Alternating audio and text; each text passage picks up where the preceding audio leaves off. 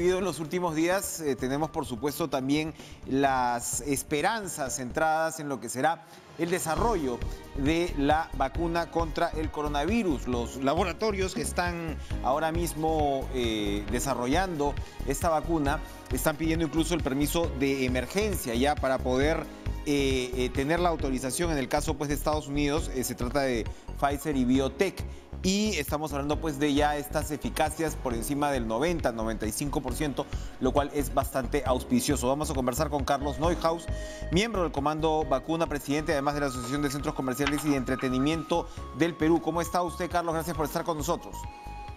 Gracias, Enrique. Buenas tardes, buenas noches a todos ustedes. Bueno, lo primero es que efectivamente vamos de todas maneras estabilizando, ojalá esa estabilización todavía vaya hacia más abajo con respecto a las cifras de contagios, lamentablemente igual de fallecidos, pero ya estamos en números pues que son mucho más auspiciosos, ¿verdad? En el caso de los contagios, 924, en las últimas 24 horas, 38 fallecidos lamentablemente, pero repito, son cifras pues muy lejanas a el pico tan complicado de agosto. Y esto además coincide con el esfuerzo por tener o por dotar al país de la vacuna. Se señala que tenemos al menos 15 millones de dosis de candidatas a vacunas aseguradas. Cuéntenos, por favor, cómo es un poquito la distribución, el mapa de lo que será la vacuna en el Perú.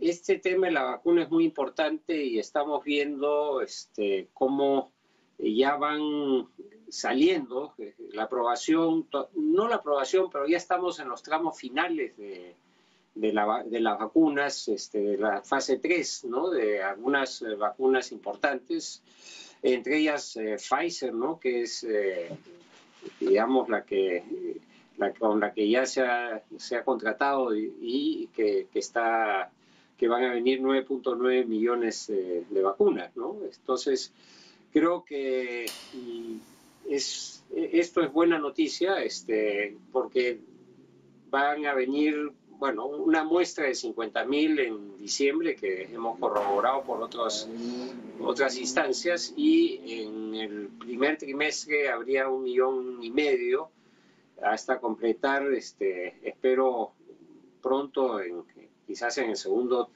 trimestre o en lo que queda del año, ya completar los 9.9, ¿no?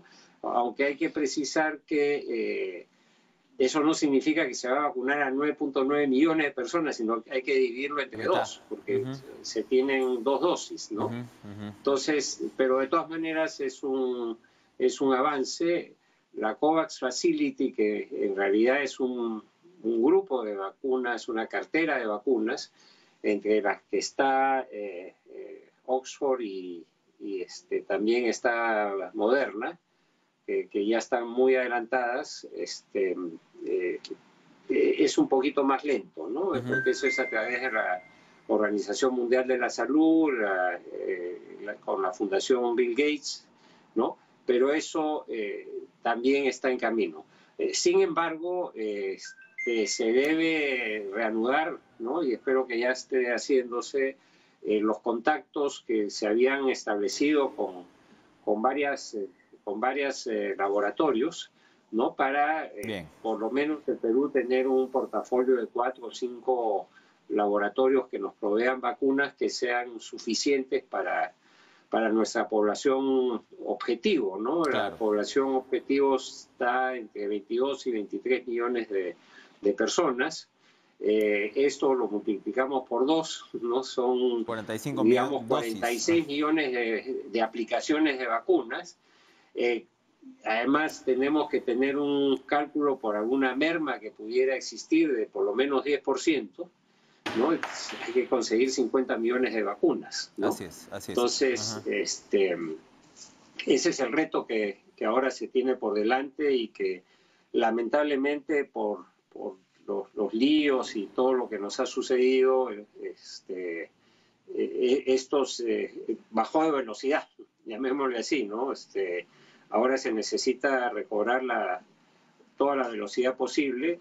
Es importante que el presidente Sagasti haya en su discurso mencionado que este es uno de los retos que se tiene para vacunar, y que ojalá se pueda vacunar una importante cantidad pues antes de las elecciones, ¿no? Lógico. Porque ahí es, digamos que si bien entiendo que la OMPE va a duplicar o triplicar los lugares de elección, pues mucha gente no va a querer exponerse, ¿no? Sobre todo a la población vulnerable, y uno piensa, por ejemplo, en miembros de mesa y demás, que seguramente, efectivamente, ese es un muy buen punto. Yo quería detenerme un segundo, porque efectivamente, cuando hablamos de lo de Pfizer, estaríamos hablando probablemente de aproximadamente el 20% de nuestra necesidad de dosis de vacuna, si es que se acerca a los 10 millones de dosis.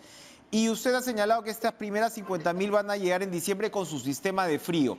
Hemos hablado antes sobre el tema del sistema de frío, en particular para las vacunas de Pfizer, que si bien son aparentemente las primeras que van a salir, son las que mayor ultracongelamiento requieren. Y ya antes habíamos hablado de eso, y la Organización Mundial de la Salud en las últimas semanas ha advertido también sobre lo que será el desafío para suplir esta cadena de frío que en muchos casos, en la mayoría de casos, no existe, no hay. El caso de Pfizer me parece que son 180 grados bajo cero, es realmente importante. Es, menos 70 bajo cero. Menos 70 bajo cero. ¿Cómo se va a trabajar esto? Cuando estamos hablando de esta cadena de frío, ¿esta es una suerte de muestra que viene para poder aprender a manejar un sistema semejante?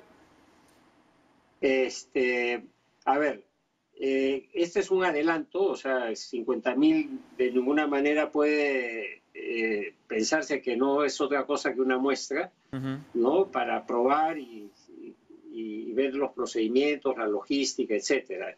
Yo hoy día en la tarde he tenido una información que espero sea ratificada, en el sentido que la misma Pfizer se va a encargar de proveer los equipos de frío, ¿no? Y de una manera tal de que vengan pues en estos coolers, como se llaman, ¿no? Cajas térmicas, ¿no? Y se pueda llevar hasta el lugar donde se va a aplicar la vacuna. Y una de las condiciones es de que estas cajas térmicas regresen a la misma Pfizer. Eso es lo que entiendo, se está coordinando. Es información que yo he recibido de afuera, no de acá en Perú, ¿no? Por gente que está en contacto con los que están viendo la cadena de frío para Pfizer, ¿no? Es una excelente, lo cual sería una buena noticia. Es una muy buena noticia. Cuéntenos un poco más el detalle ahí. ¿Esos coolers utilizan hielo seco? No he podido averiguar más, pero tiene que tener un mecanismo de frío que garantice pues la permanencia a la temperatura deseada.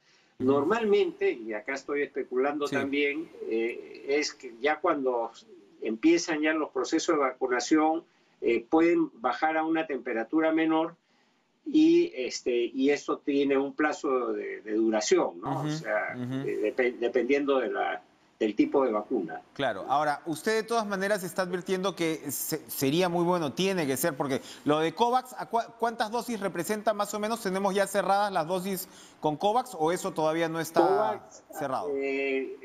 La información que tenemos serían alrededor de 6 millones. Ya. ¿No? Entonces, si sumamos COVAX más Pfizer, estamos entre 15 y 16 millones de vacunas. Tendremos que dividirlas entre dos, ¿no?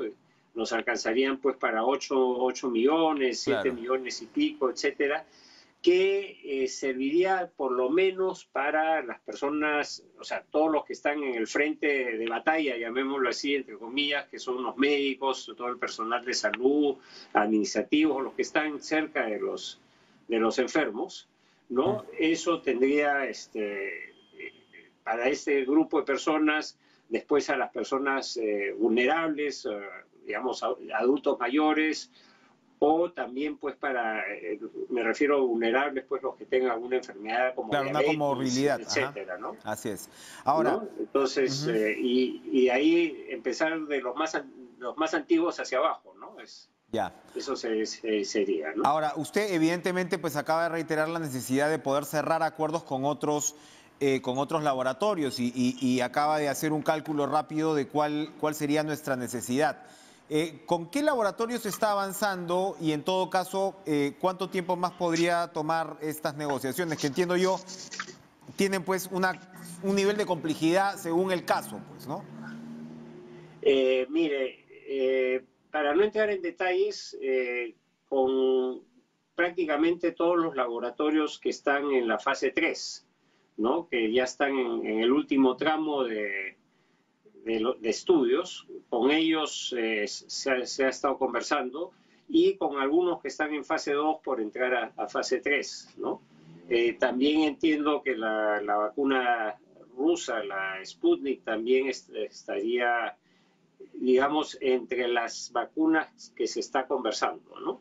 Y que yo espero que ya pasado estas etapas pues un poco complicadas, se pueda ir cerrando, ¿no? Creo que necesitamos tener más vacunas para poder, digamos, garantizar a la población, ¿no?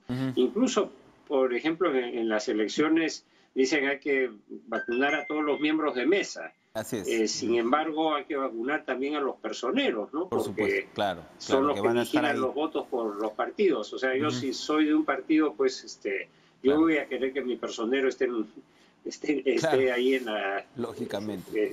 esté bien y que no se infecte, ¿no? Perfecto. Contagie. Perfecto. Yo quería, tenemos que ir al corte, pero antes de ir al corte para regresar a conversar de otros temas, quería preguntarles sobre el tema de los chinos. Los chinos, según lo que hemos leído ya en algunas noticias internacionales, ya están haciendo vacunas, si bien no masivas, están vacunando a quienes tienen que salir del país y ya se está viendo esto. ¿Cómo va el proceso con los chinos? Entiendo que Sinopharm, que es la vacuna china que se está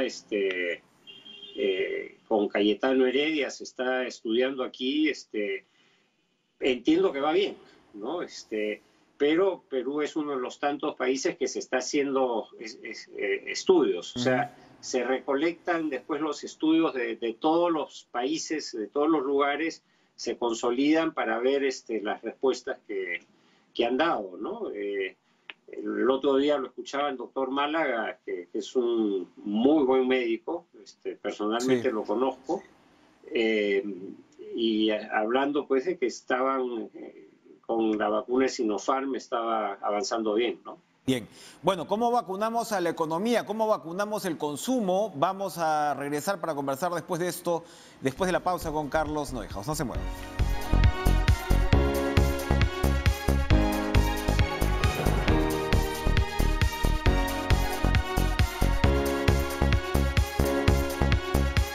Sencillamente para rematar, pues las últimas noticias de Pfizer es 95% efectiva y planean pedir la autorización a Estados Unidos en los próximos días y en ese país se espera que hacia mediados de diciembre comience pues el proceso de vacunación.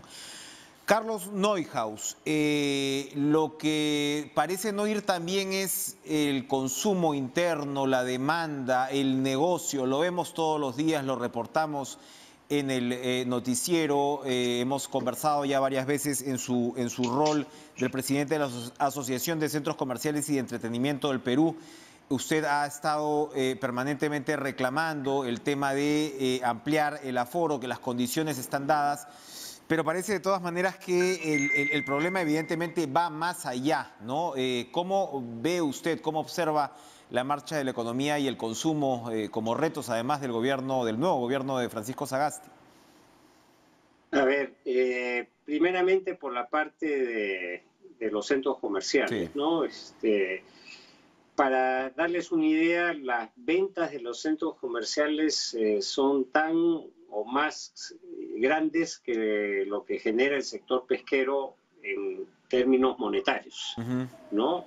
Y la cantidad de impuestos que los centros comerciales generan son como aproximadamente 5.000 millones de soles, más o menos, ¿no? La cantidad de trabajo que tienen los centros, que generan los centros comerciales son 180.000 personas de manera directa y se estima que es 500.000 de manera indirecta. La asistencia a los centros comerciales ha disminuido, ¿no? Ha disminuido por debajo del 30-40%, aunque las ventas se están recuperando. Y el fenómeno que está sucediendo es que las personas van en menor cantidad, van directamente y compran lo que necesitan. O sea, el tiempo promedio de estadía normal, digamos, en un fin de semana, ¿no? Que la gente va es 2 horas, 3 horas, dependiendo si va al cine o no va. Y es para muchas personas que, digamos, viven pues en departamentos o en casas pequeñas o no tienen la oportunidad de salir de sus lugares, es una posibilidad de ventilarse, ¿no? Claro. La gente ahora está a menos de una hora, ¿no? Entonces, los centros comerciales son bastante asépticos, ¿no? Hasta donde yo sé, han recibido una gran cantidad de visitas de supervisión, ¿no? Y no han, ninguno ha tenido ningún problema en ningún lugar del país, ¿no? Ahora, yo creo que obviamente hay que ser muy responsables, ¿no? Creo que, digamos, el tema que han estado, por ejemplo, los días domingos sin poder salir los autos, lo que ha hecho es que los sábados, viernes en la tarde y sábados se hayan presentado aglomeraciones, ¿no? Entonces, el hecho de poder permitir los vehículos que vayan los viernes, que fue el fin de semana pasado, ¿no? Permitió que funcionaran, o sea, que la gente que del día sábado fue menor, ¿no? Entonces, esto hace que lo que nosotros creemos es que si la asistencia a los centros comerciales se diluye durante la semana y durante las horas de la semana, por la modalidad, por el comportamiento que están teniendo las personas, no son unos lugares de contagio. Perfecto. Y sí, el hecho de que se haya soltado la economía al margen, o sea, poco a poco la economía se está empezando a reactivar, ¿no? Y la gente a tener empleo, ¿no? O sea, nadie tiene, los que tienen ahorros en sus bolsillos son muy pocos, entonces yo creo que hay que ir monitoreando cómo van las cosas, claro, ¿no? Pero, por ejemplo, la gente, antes teníamos sobre 10.000 personas en camas UCI, ahora ya hemos bajado, los 5.000 ha ido bajando gradualmente. La cantidad de contagios también, como lo has explicado, está en disminución, como que se ha estancado una meseta un poco más baja, ¿no? Pero yo creo que hay que ir soltando la economía y sobre todo, por ejemplo, el campo, ¿no? Este invierno lo hemos pasado bien porque se sembró pues el año y el anteaño pasado, este año y el año pasado se sembró bastante, y el tema de los alimentos pues se pudo ir atendiendo, ¿no? Claro. Ha habido para alimentar porque las cosechas han ido saliendo. Habría que, por ejemplo, evaluar cómo van las siembras en los diversos lugares de nuestra patria, ¿no? Porque si eso no va a significar que necesitemos o no importar comida, ¿no? Entonces, ese cálculo es importante hacerlo, ¿no? Y la minería sí se está empezando a reactivar, ¿no? Entonces, hay que verlo bien, hay que seguirlo. Yo creo que el ministro que tenemos de Economía es un buen ministro. Perfecto, perfecto. Carlos Neuhaus, muchas gracias por estas apreciaciones. Esperamos, porque son procesos pues, que tienen que avanzar todos juntos, como siempre, por supuesto, sin bajar la guardia. Creo que es cada vez más posible lograrlo. Vamos a pasar de inmediato a conversar con el ministro de Transportes y Comunicaciones, recién juramentado, por cierto, Eduardo González, que ha sido viceministro en realidad de Transportes, además, entre agosto y octubre último. ¿Cómo está, ministro? Gracias por estar con nosotros. Buenas noches, Enrique. Buenas tardes a todos los amigos de esta importante canal de televisión. Gracias por estar con nosotros. ¿Cómo fue este primer Consejo de Ministros? ¿Cómo lo ha visto? ¿Cómo se plantea el gabinete? ¿Cómo observa este equipo? ¿Cómo avisora lo que será el trabajo del nuevo gobierno? Bueno, en primer lugar, yo creo que es importante el liderazgo del presidente Sagasti, ¿no? Él, no solamente en su discurso dado a nivel del Congreso de la República, sino también en este primer Consejo de Ministros, lo que ha hecho es señalar, ratificar el mensaje dado al conjunto del país, en el cual ha señalado la importancia de buscar reconstruir la confianza entre el Estado y los ciudadanos, de reconstruir la confianza en las instituciones públicas, y ha además señalado la importancia que se tiene de buscar con un Estado distinto, con una acción distinta de los funcionarios públicos, que tienen que ser encabezados por los ministros, que tienen que ser encabezados por los viceministros y los principales funcionarios de cada institución, para que efectivamente exista no solo confianza, sino para que exista también esperanza. Requerimos reconstruir la confianza en las instituciones del Estado, requerimos construir una unidad de las instituciones y de todos los ciudadanos en el país, y alrededor de eso generar una confianza en camino al bicentenario.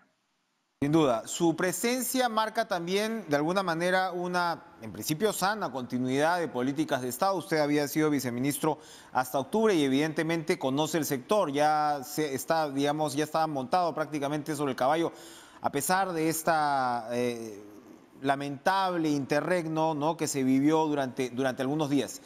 Cuéntenos, ¿cuál será su agenda? ¿Cuáles son sus prioridades? Su sector es muy importante también en relación a la reactivación económica.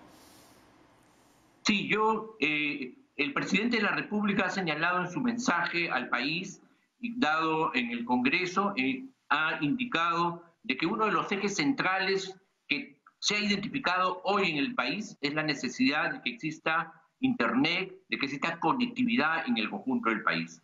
Y esa indudablemente será una de las prioridades que desde el Ministerio de Transporte y Comunicaciones vamos a trabajar, vamos a construir y vamos a redoblar nuestros esfuerzos para que efectivamente el conjunto de nuestra población tenga acceso a un Internet. Necesitamos expandir las redes de Internet, las redes de fibra óptica, necesitamos mejorar la calidad de los servicios de Internet. Un mínimo de calidad debería estar en 4G, como hoy es en los países desarrollados, y alrededor de eso también necesitamos un proceso de concertación entre las instituciones públicas y en este caso los operadores privados. Como usted tiene conocimiento y tiene el conjunto de conocimiento del conjunto del país, nosotros tenemos la red dorsal de fibra óptica, y la red dorsal de fibra óptica actualmente está siendo subutilizada. Entonces, una de las primeras metas y retos que nos hemos propuesto es buscar indudablemente llegar a un punto final que permita hacer que la red dorsal de fibra óptica pueda ser utilizada en su máxima expresión. No subutilizada como hasta la fecha, sino ser utilizada para mejorar la calidad y los servicios de Internet en el conjunto del país. ¿Qué tiene que pasar para que deje, qué tiene, perdón, ministro, que pasar para que deje de estar subutilizada? Bueno, ahí tenemos un contrato con un concesionario que efectivamente ha tenido un conjunto de inconvenientes. Estamos trabajando un proceso para efectivamente entrar a un nuevo momento. En eso estamos. Es un proceso largo de negociación. Recordemos que desde el 2016 tenemos la red dorsal de fibra óptica tenida. Son 13.600 kilómetros. Es una inversión de 765 millones de soles realizada por el Estado y que hoy está subutilizada. Tenemos una inmensa carretera de fibra óptica en todo el país que no está siendo utilizada. Y eso no puede ser.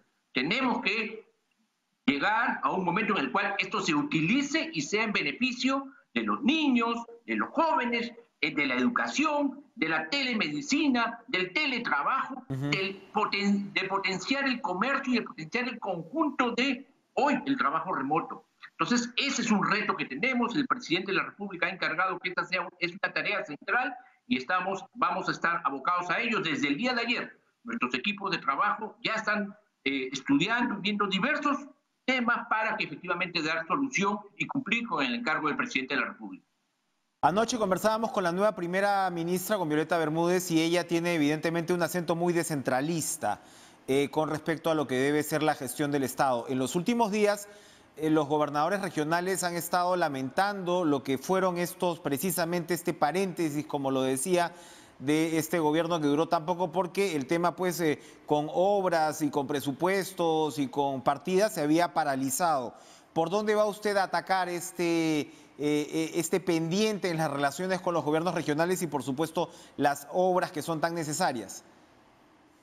Sí, efectivamente, el Ministerio de Transporte y Comunicaciones es un ministerio que funciona en el conjunto del país. Todos los proyectos que nosotros desarrollamos están desarrollados, valga la redundancia, están presentes en el conjunto del país. Nosotros estamos hoy en un proceso de mantenimiento de vías nunca antes visto en la historia del país. Se han transferido cerca de 4.000 millones de soles a los municipios provinciales para mantenimiento de vías que está desarrollándose. Desde el Ministerio de Transporte y Comunicaciones vamos a monitorear y estos programas de mantenimiento de vías, de generación de empleo, son un eje central de trabajo que vamos a continuar impulsando. Tenemos además la conectividad a partir de la red vial regional y tenemos ahí un programa por región que hoy ya tiene 5 de sus proyectos más importantes en pleno proceso de desarrollo y tenemos indudablemente el mantenimiento de vías a nivel nacional. Ese es un trabajo que se va a continuar.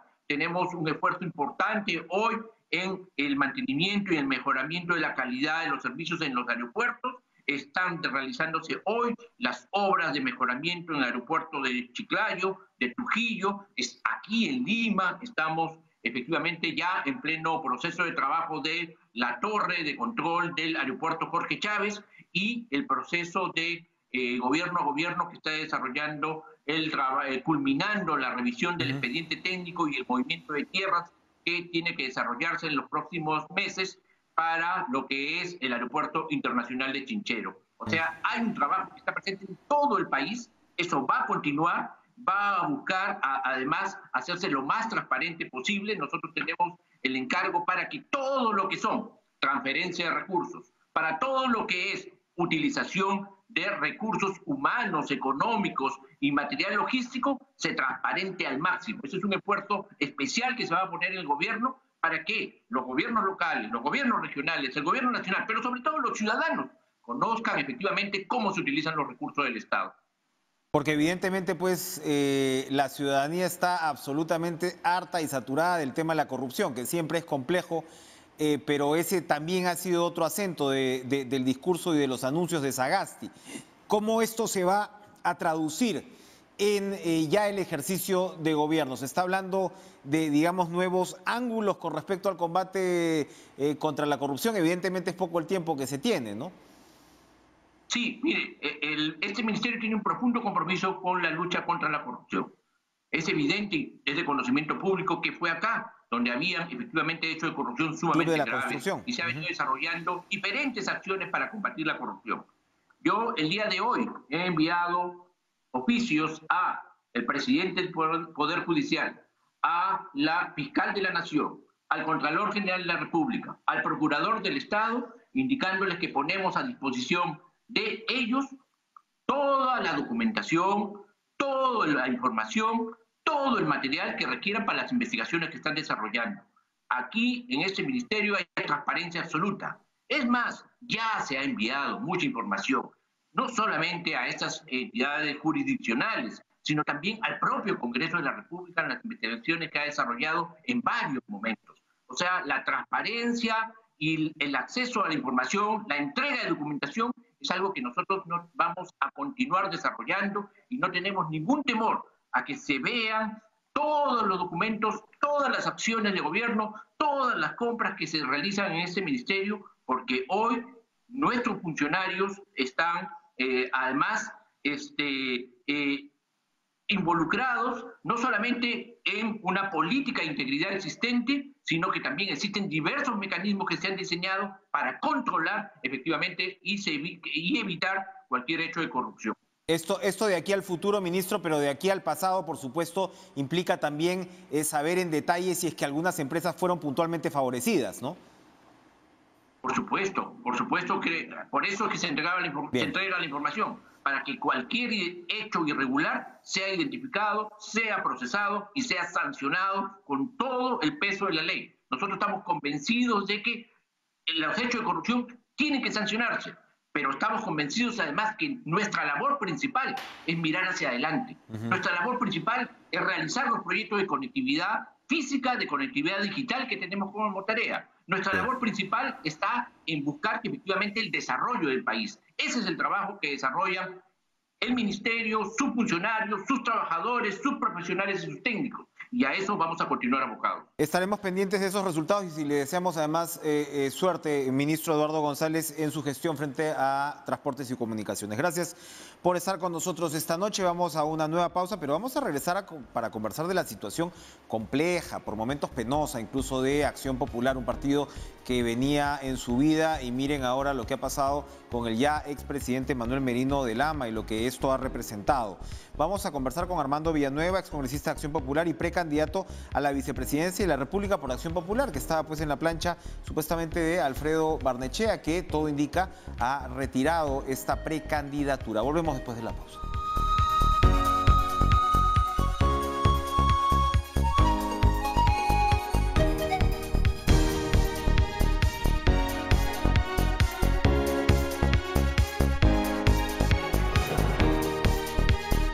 Recibimos a Armando Villanueva, ex congresista de Acción Popular, precandidato, ¿no?, a la vicepresidencia de la República, también por este partido que pasa pues por una situación compleja, porque lo que se sabe es que, a ver, usted nos lo confirmará, seguramente que Alfredo Barnechea pues renunció finalmente a su precandidatura presidencial, evidentemente como resultado de la coyuntura tan complicada de los últimos días. ¿Cómo está, señor Villanueva? Gracias por estar con nosotros. Buenas noches. Bueno, permítanme antes, yo soy cusqueño y acabo de escuchar al ministro de Transportes anunciar precisamente que le darán la prioridad correspondiente desde el Ejecutivo. Yo quisiera decirles que esperamos los cusqueños desde el 2017, julio de 2017, en que se resolvió el contrato, que precisamente el Ejecutivo pudiera cumplir con las tareas de definir el proyecto y iniciar las obras correspondientes al movimiento de tierras y al terminal aéreo de Chinchero. Primero, definir el proyecto, ciertamente. Espero que estas tareas que se han dado en un porcentaje mínimo, cuál es el movimiento de tierras que se ha realizado hasta el 2019 inclusive, puedan continuar inmediatamente. Así que espero que el éxito correspondiente a los anuncios y a la priorización correspondiente de este proyecto, que esperamos no solamente los cusqueños, sino los peruanos, para impulsar las tareas correspondientes a la reactivación económica desde un sector tan importante como el turismo. Sí, bueno, efectivamente el ministro lo ha señalado como una prioridad. Vamos a ver si esto se cumple. Cuéntenos, por favor, la coyuntura de su partido y en particular de la precandidatura de Alfredo Barnechea.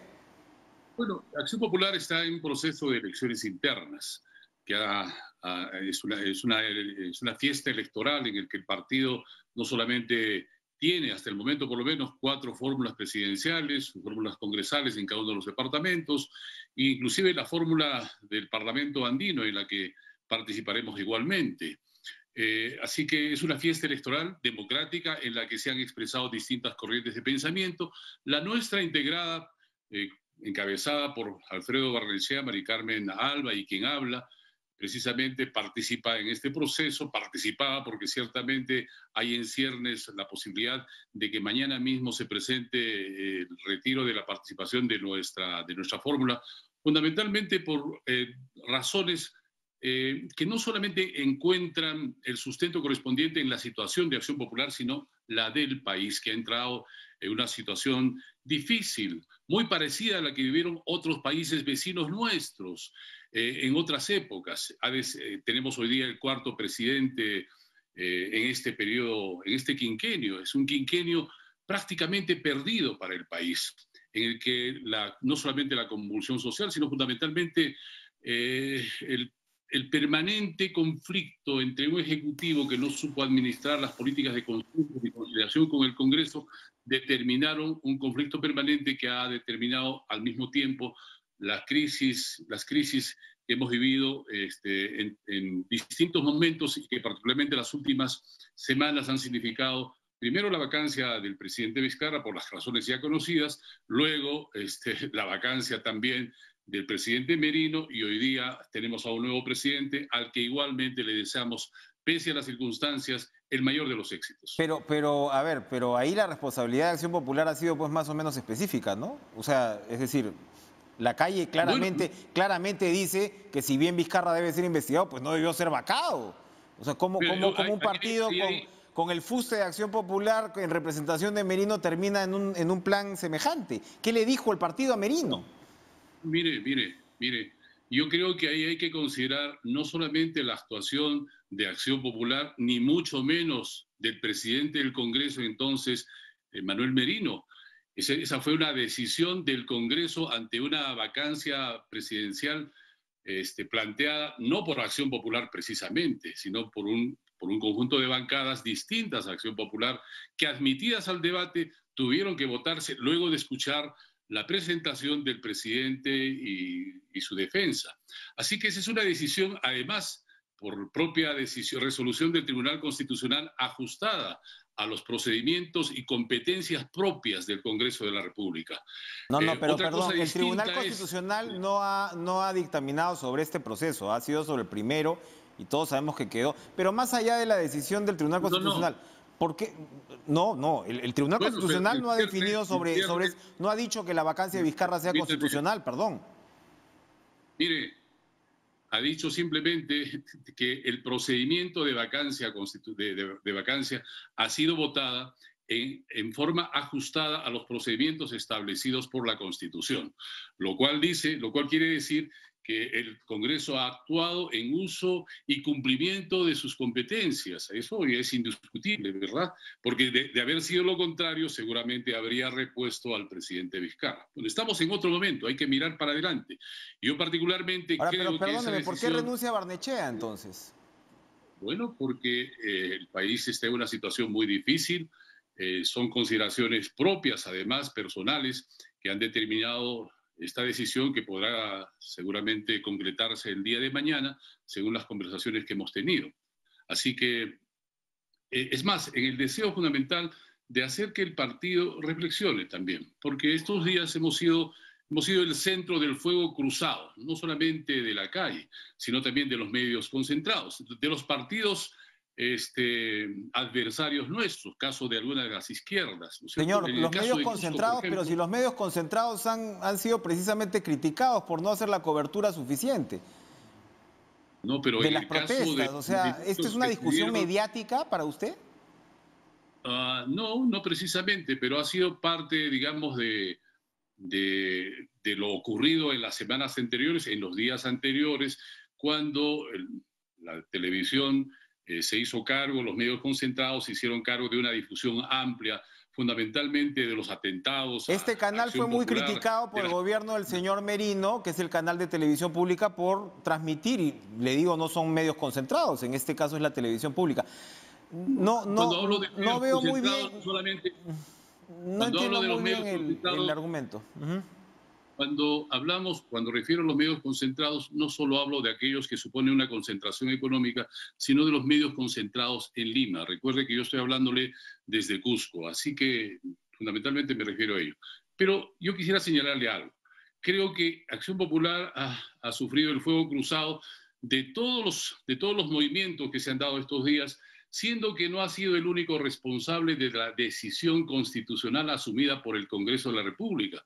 Son 9 las bancadas instaladas en el Congreso, 8 de las cuales por lo menos votaron a favor de la vacancia, con una votación que superó suficientemente y mucho más allá de los 87 votos. Son 105 votos que votaron. Los de Acción Popular solo fueron 18 votos. Nosotros no presentamos la moción de vacancia. Pero por algo ha resultado presidente de la República uno de los 4 gatos discúlpeme el término, que votó en contra de la vacancia. No veo, o sea, para usted, mejor dicho, Mire, la situación ha sido prácticamente casi normal. o sea, la situación ha sido normal si se refiere al procedimiento y a la decisión final del Congreso, y siento que esta ha sido ajustada a los procedimientos constitucionales establecidos en el artículo 103, inciso 2. Por supuesto, ha sido una decisión ajustada a los términos establecidos constitucionalmente, pero ese es un tema que ya fue resuelto, y no fue resuelto única y exclusivamente por Acción Popular, sino con el concurso de las otras bancadas que decidieron en ese sentido para definir una moción de vacancia fundamentalmente planteada por la incompetencia moral que en ese momento fue juzgada por el Congreso. Bueno, queda claro entonces que la responsabilidad entonces para usted de Acción Popular fue compartida con el resto de bancadas. Gracias, Armando Villanueva, por acompañarnos esta noche en Cara a Cara. Vamos a ir a una pausa y regresamos con más.